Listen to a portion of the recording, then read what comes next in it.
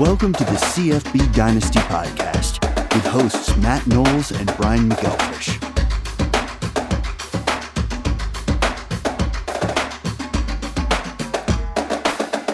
Hey everybody, how you doing out there? This is the CFBDynasty.com podcast.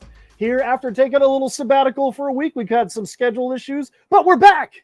Me, Matt Knowles, always alongside of these two guys up here, Brian McElfish and Doug Gravely. Brian, Doug, what have you guys been up to since we last recorded? Little new layout here for us, so you get to point differently. I love it.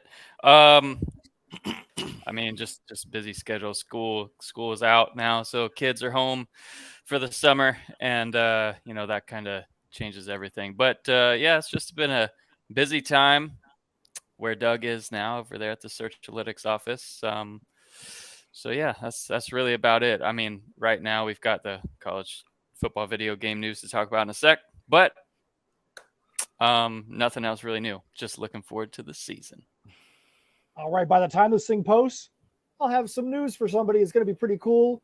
My daughter is up for County Player of the Year for the second year in a row. She was a finalist last year. We'll find out tonight if she's going to be the County Player of the Year in soccer. So one of these podcasts, we'll talk about if she just is a 2-year finalist or if she made it over the hump. Anybody that sees her out there and playing, they'll know that she's one of the most feared out there in the old high school soccer league. So it'll be cool to see what happens tonight. Anyway, awesome, man. I just had to throw that in for all hashtag strong like bull. All right, so B-Mac, you mentioned the college football game and you got some news. Let's talk about it. Let's talk about the college football game.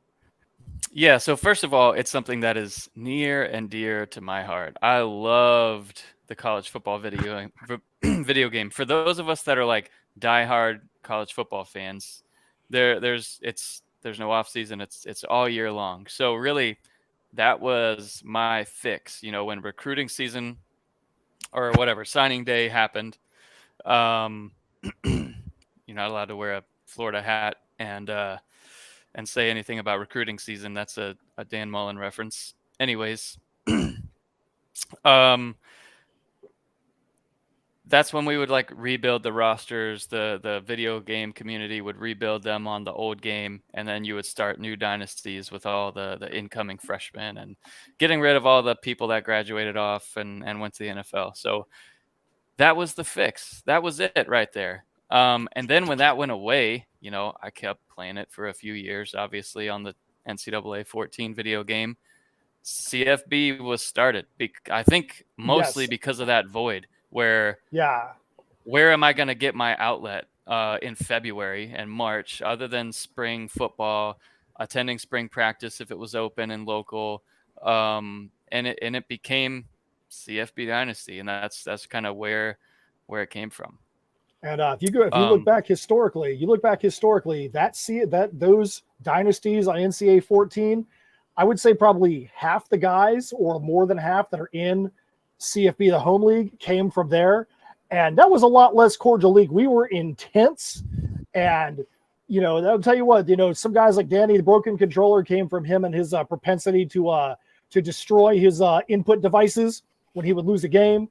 It was some intense stuff, man, but we lived that. I mean, I don't know if my life, I don't know if your life could handle the number. And we probably put in 2 to 3 hours a day, every single day on the NCAA video game, despite how broken it was, despite how you could always find some stupid stuff that would happen. Some guys would just run 3 plays and find a way to break those 3 plays. But it was great. It was fun, being able to take either a 1-star dynasty or make your own team. The best part was you can make your own team, make your own uniforms, and be able to build that up. And when that left, like you said, it was a huge void. So let's talk about where is the game going now? What's the big news that happened this week? I'm pretty excited about it. I know you probably are too. So where we sit right now on this May 24th, the Wednesday here, where it's starting to heat up in Florida, we're 13 weeks now from our league draft, 14 weeks away from kickoff, and 58 weeks away.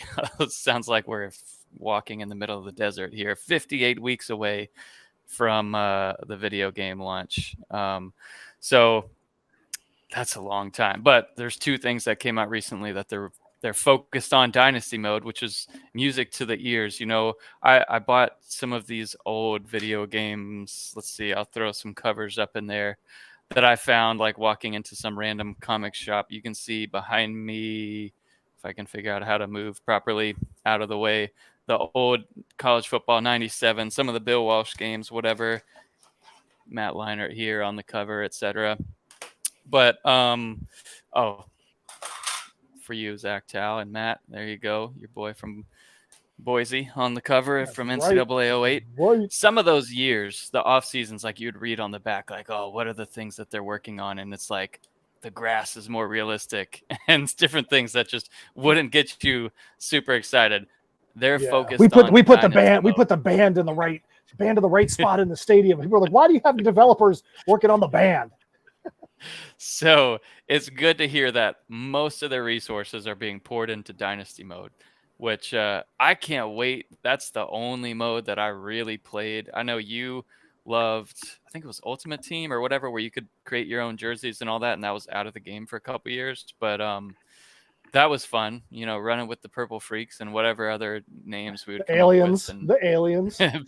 Build your jerseys and all that was a blast. But anyways, they're focused almost solely on dynasty mode, which is great. I don't know what recruiting is going to look like. I don't know. There's been a lot of schools that have been signing NILs. I know the PAC has got the agreement where they did, like the PAC will be in there and working through the NIL on that. I know there's a lot of schools that are doing that. That's going to be the thing. It's going to be good because it's kind of hard to have a college football game without having actual colleges in there. Yeah, and so pretty much everyone I think is going to opt in from what you're hearing on the early returns. But basically that's the other big news is that there's an NIL opt-in where players will get paid to be in the game and they can go get their face scanned, all that stuff, just like they do with Madden, etc., to get the actual player's name, image, and likeness on the games. So while it sucks that we had to wait 11 years because of this issue, that part will be mildly cool. It might be more like eye roll emoji when the game rolls out, and I just want to play and get in dynasty mode and give it a run. Well, but like you said, I mean, if it took 11 years to get it to where the people that are in the game actually have a chance to get compensated for being in the game, I mean, I know that, it's got to suck to be a college football athlete. And I mean, even if you look back 5 years ago, you weren't getting any kind of NIL money. You know, the whole argument about, are you employees or are you privileged to have a scholarship to play, but the schools are out there making billions of dollars off of your likeness. Right. It's good that these guys actually have a chance to go and profit from their likeness. Because you know what happens if a college football player gets injured their senior year and they never get to play again? Before, they never had a chance to make a single cent off of their name for what their athleticism was able to provide them. And now it's good. They're finding ways to be able to make that work slowly but surely, but we'll see how it goes. Yeah, and it'll launch with the 12-team playoff, that part. We've just debated like on the show. Just like you want. But again, I don't discount the fact that it will be fun when it gets to the point. I just don't want it to diminish the regular season, what makes it unique and fun and all that stuff. We are going to, potentially, based on some of the news and things that you see out there, to a Big Two. Depends on what happens with the ACC. Primarily, I think at this point, if it goes to a Big Two and they kind of break off, man, the sport could be totally different. But I do feel like, it at that point just looks like the NFL, but it'll be like 50 teams on each side and one playoff, two divisions, sort of. That'll be interesting. We shall see. We shall see. I know there's been a lot of rumblings about the ACC, but it sounds like their grant of rights is so freaking lock solid that even if it does, it may be, Doug could be a great grandfather by that time. I mean, 10 years from now is when what would be 13 years from now is when it would expire. But we'll see what happens. Would be an impressive feat. I guess there would What, me being a great grandfather or within 10 years? Yeah. Within 10 years. I was going to say. In general, I mean, where are we at here?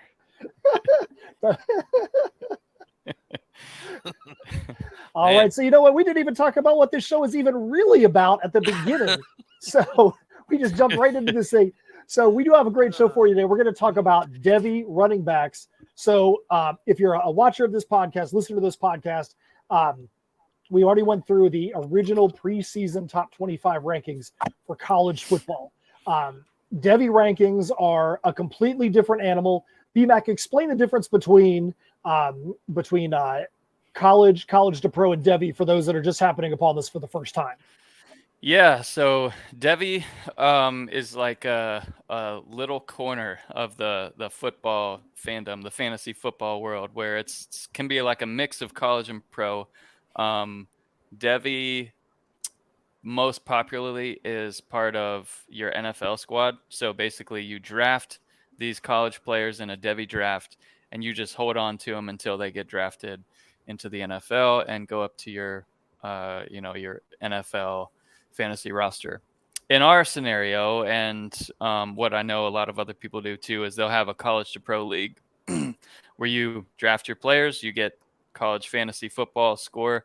So for our league, these players, just like the standard Devy, will graduate up to your NFL team, but we have to have more of a balanced roster of college players that produce really well in college, but then also having to kind of manufacture your roster to where you're getting players that are NFL caliber moving up to your NFL roster in positions of need. So, if you have a dry spot of not getting any quarterbacks or running backs for 4 or 5, 6 years, you're desperate at that point to make a move to get somebody, that's NFL potential up to your team, or else, you won't be able to field a full roster as if you would in a standard redraft league. So it's more focused on roster management. You feel a little bit more like a GM, kind of making those moves, trading future picks and all that stuff. And Devy as, either players that play on your college fantasy team or assets to make another move on your NFL side. And I think, and correct me if I'm wrong when I say this, the biggest difference between Devy and college to pro is that in Devy, you're not really concerned about anything they actually do in college. You're only concerned about what's going to happen once they get to the pros. In college to pro, you have to balance. You can't just have guys on your college to pro team that can only produce in the pros. You got to have guys that can actually produce in college as well. So you have to make sure you're balanced. Yeah. So that's where the biggest difference is if you're in a college to pro league, that this information is good information to have, but you always want to balance is this guy going to actually produce in college the way you need him to try and get that college shit. Right. So we're going to be looking at the top 25 running backs as far as we see on Devy. If you go to the CFBDynasty.com website, you go to the rankings tab. There is a tab there for Devy. You can look at Devy and look at the running back rankings. So if you go there, we're going to start looking at we're going to look at the honorable mentions first. The guys that were just outside the top 25. You got Trevante Citizen from Miami, Devin Neal from Kansas, Kendall Milton from Georgia, Evan Pryor from Ohio State, and Alton McCaskill now at Colorado, just outside the top 25. So I'll ask you guys real quick before we even get to the top 25. Out of that group of 5, which one of those do you think has the best chance to move themselves into the top 25 in this next college football season? Oh, in the next season is an interesting way to phrase it. I would go with yikes. I don't know. Maybe Citizen has the biggest upside to me there because of his size. One of the things when you're looking at a Devy running back, and I was going to bring this up at least when we got to Raleek Brown, is size matters a lot in the NFL. So the average NFL starting running back is 5'11", 215 pounds. And there are bigger backs out there. That's the prototype and the most common one. And you want running backs, that are obviously also great pass blockers, great pass catchers. So all of those things are at play here. And as we get into this, let me just also say that these are the ugliest pages on the site. I have got to get someone to just maybe hold a knife to my head and make me make these look better, like the rest of the rankings pages. these are Doug, pretty why rough. did you see a little glimmer in your eye when you said that, Doug? I mean, I'm down. Doug is volunteering for that. The other thing is, as I was like working on some client stuff yesterday, I had CFB analytics up and I just glanced over at it and saw there was a couple live people on the site looking at Devy rankings at that moment yesterday morning. And each Devy rankings page, and this is very atypical for any website analytics, each Devy rankings page currently in the last whatever month, I think was my date range, is more highly visited than our college fantasy rankings and our homepage, which is wild. So people are all over this right now, and I think that's just because Devy drafts can happen now. They typically happen after the NFL draft is over, once players are selected, and it's just because of weird freaks like us that love this sport, whether it's NFL or college football, just want to have football all year round. So being able to have a draft in late April, early May, like that's super fun, of course. Get our fix in, so to speak. I would say out of that group, only because of where he's at now with McCaskill being at Colorado, I think that you look at that situation, so many brand new faces coming in. Who the heck knows what's going to happen at Colorado? Who knows who's going to jump out? Who knows who's going to drop off? He's probably got the biggest potential to blast right through the ceiling, just because Colorado is such a who the heck knows what's going to happen there this year. And that has nothing to do with his personal talent. It just has to do with who knows what kind of wild hair Deion's going to get and who he's going to lean on outside of his son. So who knows what's going to happen there at Colorado. So I'm very interested to see what happens with anybody on the offensive side of the ball going to Colorado and seeing what their usage becomes. Yeah, makes sense. All right, so let's get to the top 25. We're going to do these in sets of 5. You guys pick out anybody in here that you want to talk about. So top 25, at number 25, you have Branson Robinson from UGA. 24, you got Montrell Johnson from Florida. 23, Mayan Williams from Ohio State. 22, Jaden Ott at Cal. And then 21, Raleek Brown at USC. So you're talking about a bunch of upper Power 5 running backs right there. Brian, Doug, who do you want to pick out in that group as to who you've really got your eye on? So all of these guys have great size as far as the NFL is concerned if you're looking for a prototype, except for Raleek Brown. So again, you're looking for 5'11", 215 plus, and Raleek Brown is 5'8", 185 currently. But if you're going to break the mold, you better be super fast, super quick, like extra elite in other areas, great pass catcher, great vision, whatever. And Raleek Brown's got that potential. Like he's someone that is a weakness for me, I will say. When I'm in my past of like drafting running backs, you want the for your fantasy team, you want the Noel Devine 5-star super twitchy running back that can break a long one at any point, or Reggie Bush or whatever. And Raleek Brown is a weakness for me. He's someone that I've got my eye on him, but he's not the prototype. So he has to showcase elite potential somewhere else, pass catching, potentially using him like a Reggie Bush, kind of like that. Maybe a little bit less in between the tackles, more on the edges, more pass catching. And, the Saints offense was perfect for him, and maybe they'll use him like that at USC. How do you feel about him compared to a guy like Devon Achane? Because you talked about him so much last year, and then they're talking about, hey, he's a speed guy. He's not the guy that's going to be the 10 years in the middle of the field, getting beat up. He's the speed guy. How do you feel about him in comparison to a guy like Achane? I think that's a great example. Great question. Achane, I traded away. I like Achane a lot. Traded him away last year because of the size alone. You want someone that can handle, not that everyone's getting, 20 plus touches these days, but you want someone that can handle 16, 17, 18 touches and get the goal line work and can also catch passes out of the backfield. So Achane, I don't know if he doesn't break a long one, is he going to get those goal line touches for the Dolphins? Probably not.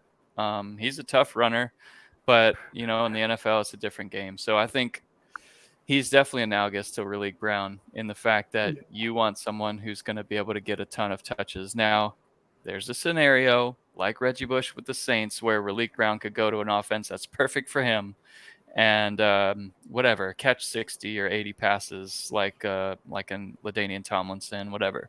So, but you're playing the odds at this point, right? These are all freshmen, juniors, sophomores in college. So you're playing the odds and taking someone that's got better size. He's certainly got better talent than people ahead of him. Not every running back can be Austin Eckler and be undersized and get ridiculous number of touches every week. So people out there trying to find the next Austin Eckler are probably going to find the dud more than they're going to find that stud more often than not. Yeah. Doug, anybody in that 25-1 that you want to point out, or are you ready to jump to the next group? I'm ready to jump, buddy.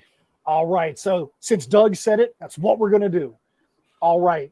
At 20, you got Armani Goodwin from LSU, Javonte Barnes at 19 from Oklahoma, Rasheen Ali at 18 from Marshall. Glad to see him back in the rankings.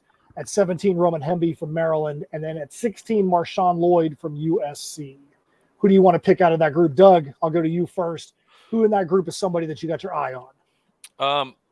I like Roman Hemby out of Maryland in that group. Brian's talked about the size and all that good stuff. Dude's 6 foot, apparently right on the dot, 200 pounds.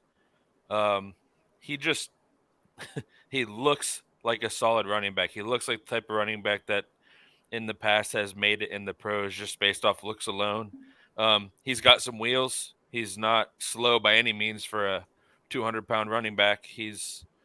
And I think it benefits him a little bit splitting some carries over there because he's not going to get beat up as much as normal. So I think he's probably one to watch moving up, going into the pros for me. Because like I said, he's not going to get too beat up. And, he's as a freshman, he looked great last year. So he's my guy in this list, I think. What about you, Brian? Who in that 20 to 16 do you want to call out? Man, I love Marshawn Lloyd. I can't wait to see how they use the running backs and what that looks like. But me either. But him at South Carolina I thought was perfect. He showcased he can catch the ball. Great tough runner between the tackles. Like I feel like he's got everything he needs, but he's going to have competition there with Raleek Brown and other running backs there on the roster. But Rasheen Ali, I think he's going to still be under the radar as good as he was 2 years ago. I think he'll come back, burst onto the scenes, and he's got it all. He's under the radar because he's at Marshall. But I think if you saw him, like if he was one of the guys, like with what happened with Jahmyr Gibbs, where he goes from Georgia Tech into the Alabama spotlight at running back. Like imagine him if he started at Alabama, like he would be, he's explosive. He can catch. He's got all the things. Like I think Rasheen Ali will probably move up this list a lot. I mean, ideally, Doug and I and you would be meeting and updating this like once a month, especially as we get into the season. And I think that's something we'll need to kind of schedule and do instead of being more random with this. But Rasheen Ali is someone who I would expect over the course of the season to rise up this list. And he's one of those guys as you get to the 40-yard dash and all that stuff, like a great combine for him will push him up into the whatever, probably second round. I think one of the interesting things looking at this entire list, he's the only guy that's not in an upper Power 5 program right now that's on this entire top 30 list. That just goes to show that running backs, they've got such a very short shelf life.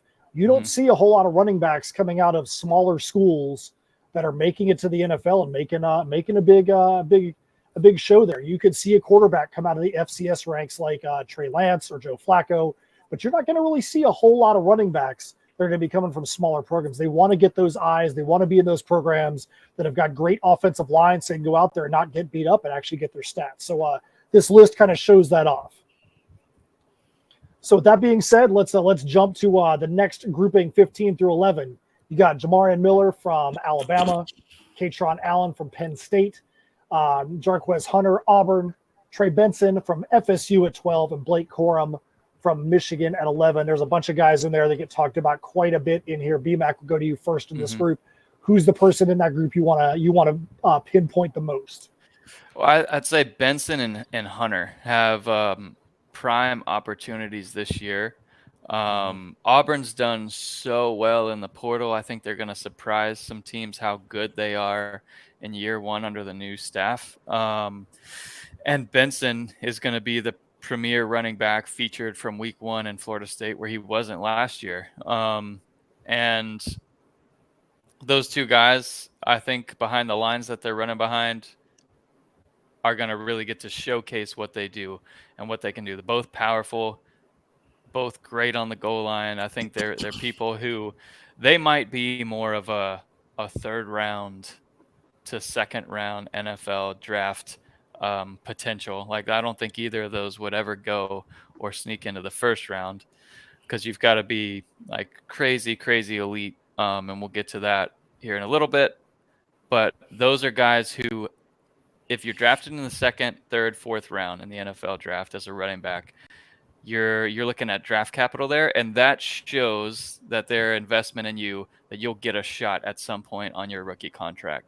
And that's when they can prove it or kind of flake out. So I think both of those guys, Hunter and Benson, while they won't be premier draft selections, they've got the size, they've got the skills, they'll get their shot at the next level. All right, Doug, who do you want to call out in this group? Who's your favorite player in this group, and why is it Blake Corum from Michigan? Well, it's not Blake Corum from Michigan, who I think my sister's bigger than he is. But I think I'm going to agree with BMAC. I think it's your sister here. I was just thinking the same thing. I'm like, hey, Doug's sister, we apologize. Brian, on behalf of Doug, BMAC and I apologize for him just throwing you under the bus like that. Hey, the dude is only 5'8". I mean, come on now. But 210 though. Yeah. We'll see what he weighs. We need that Homer Simpson. We'll see what he weighs now. In at the combine, because everybody lies in college. So we need that Homer Simpson meme where he just kind of like backs up into the hedges right now. I ain't backing up. Better than 6 yards per carry, career average, over 2,500 yards of production, and a bunch of touchdowns. Again, we'll see. I don't know very many small running backs that have made it in the NFL. So, hope you guys have enjoyed Doug being on the show with us. This is his last podcast. His sister's going to beat his butt after this one. Leave him we'll see. I'll see after this day.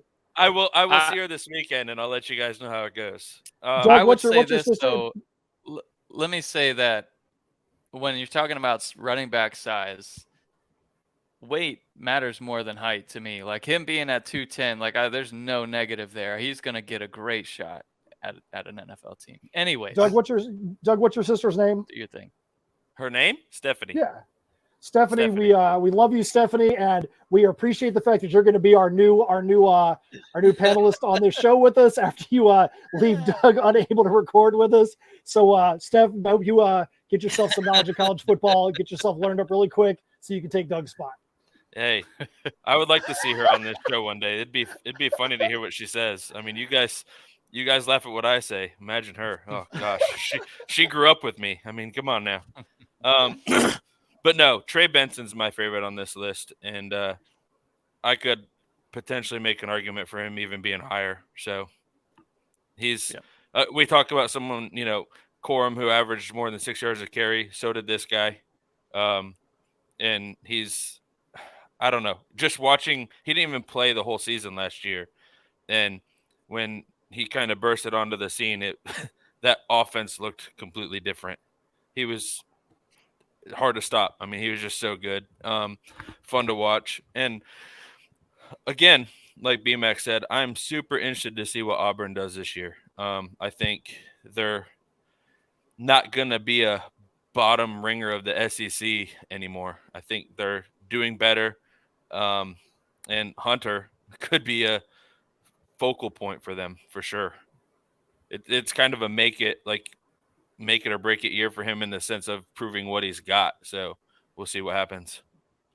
We're about to move into the top 10. One of the things we're going to see here, which you definitely aren't going to see in a seasonal league, is the number of teams that have got repeat. You see that team repeating in here. If it's wide receiver, that's a different story. Wide receiver, we talked about schools like UTSA, Kent State, Western Kentucky that were putting tons of guys in the seasonal, but you don't normally see running backs where you got 2-3 guys from the same school that are going to be in a seasonal top 25 list. That's not the case here. There's a couple schools with 2. There's one school with 3 in the top 30. So we're going to start seeing some of those happen in here. Let's go to the top 10. We'll go 10 to 6. You got Cedric Baxter Jr. from Texas. You got Trevor Etienne from Florida. You got Jace McClellan from Alabama. Braylon Allen from Wisconsin at 7. And then Will Shipley from Clemson at 6. All right, so who do you guys want to pull out of that group? Doug, we'll go to you first. Who's the guy in that group that you've got the most fantasy football hots for? I'm a Etienne fan in general. Both brothers, really. And I think from what I can see from Trevor over at Florida, and it's just crazy to say, but a pro level, I can see him being more successful than his brother. I think he's stronger. I think he's bigger. It looks like his speed improved in the offseason, which is insane because I remember about an 85-yard touchdown run that I watched from him last year where he looked super fast anyways. So for him to be faster and bigger and stronger could be super scary for defenses. But like I said, I'm an Etienne fan. I'm a Jags fan in the pros. And I think Etienne is the guy with McClellan being a close second.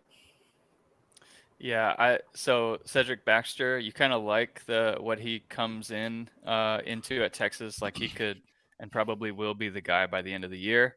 I say probably will. Like he's got some solid competition there. One egregious omission that's been adjusted is Justice Haynes from Alabama. So he's up there for consideration, certainly. And if you refresh there, you'll see him just ahead of Corum. But yeah, he's Justice Haynes is coming into Alabama in a totally loaded backfield with Jamarian Miller and other 5-star talent. If there's someone that can break through, it could be any of them, but Haynes, I would say after McClellan leaves, is potentially next man up there. But Baxter could be it this year. Like you, love Etienne, love McClellan. Both of those guys are great pass catchers, great vision, and I think both of them will get a lot of touches this year. And I wouldn't be shocked if Etienne became the man at Florida pretty quickly. Braylon Allen is a bigger running back and can also pass catch.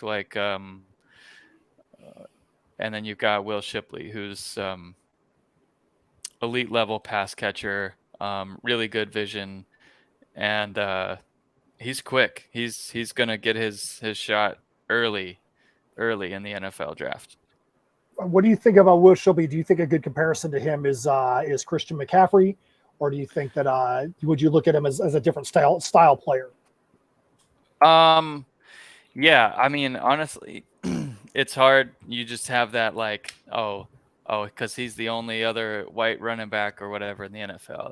That's what people say when you're looking for player comps. But yeah, I mean, I think he's not quite as electric. He's not quite as twitchy, I would say, as McCaffrey.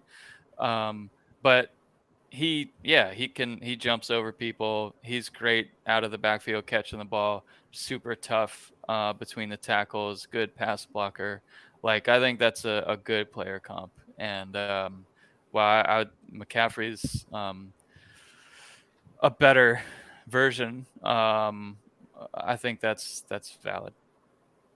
All right, so now we're going to do 5, 4, and 3. We just had a running back from Michigan at 11. Like we were mentioning, that you're going to see a lot of these schools that are getting the 4- and 5-star elite recruits.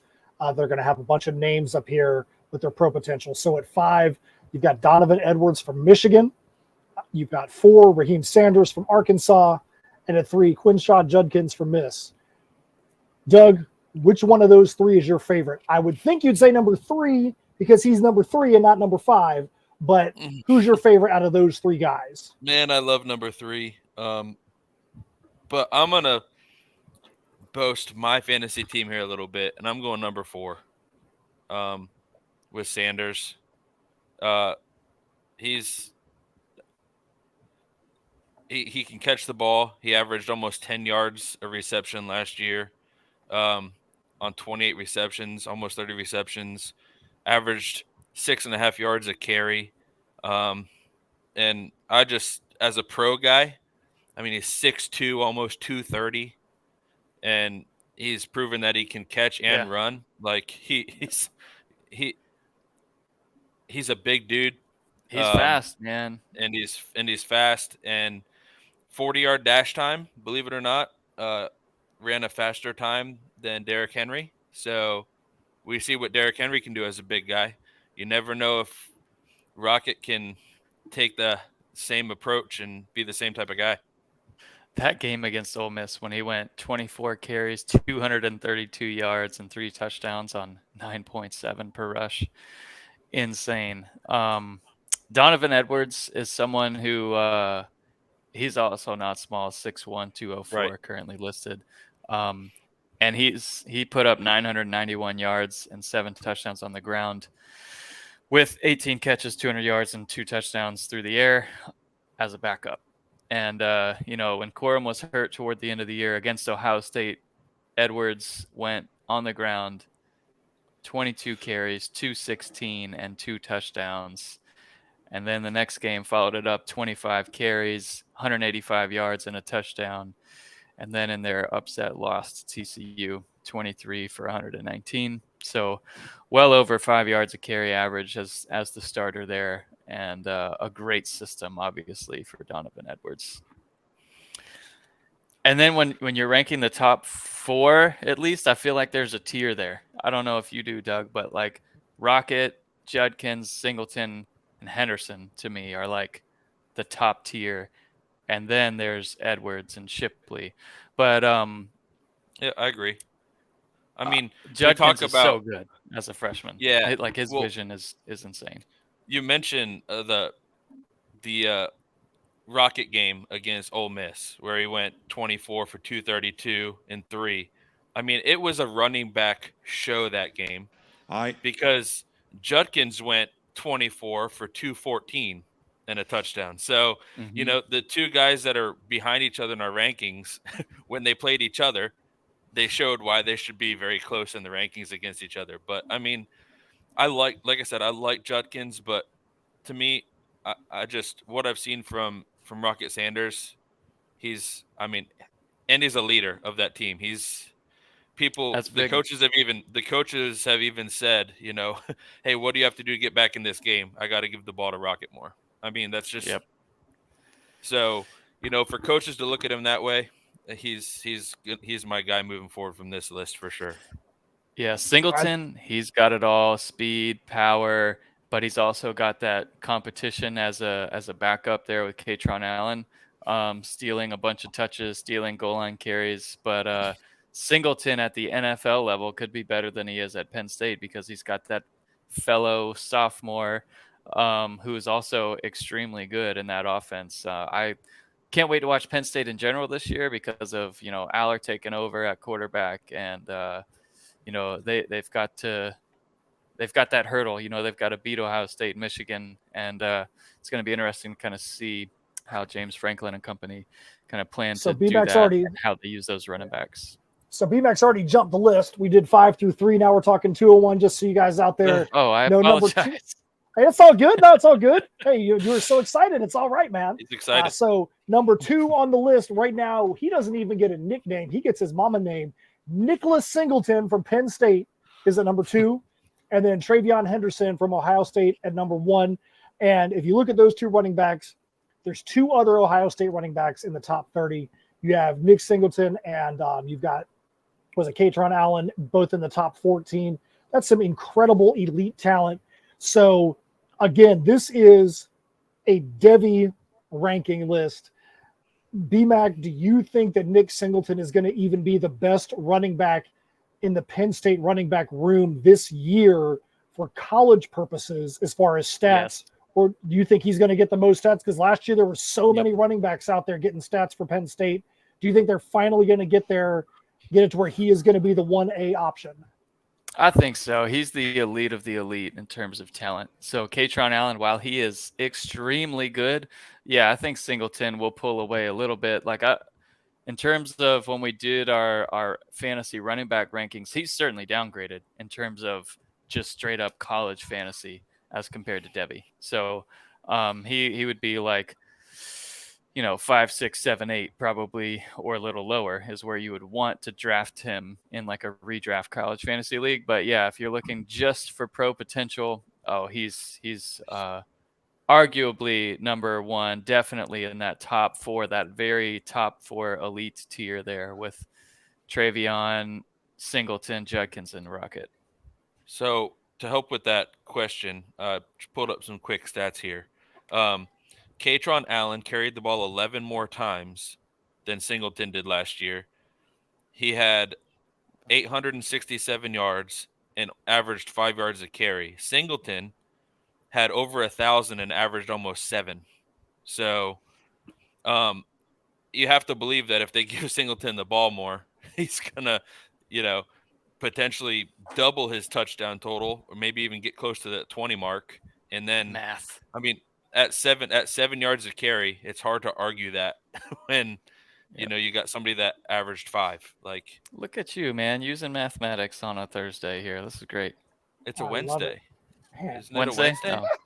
It is Wednesday. I don't know. Ooh, good thing we're not like helping people with their calendars today. But one of those days, one of those 7 days.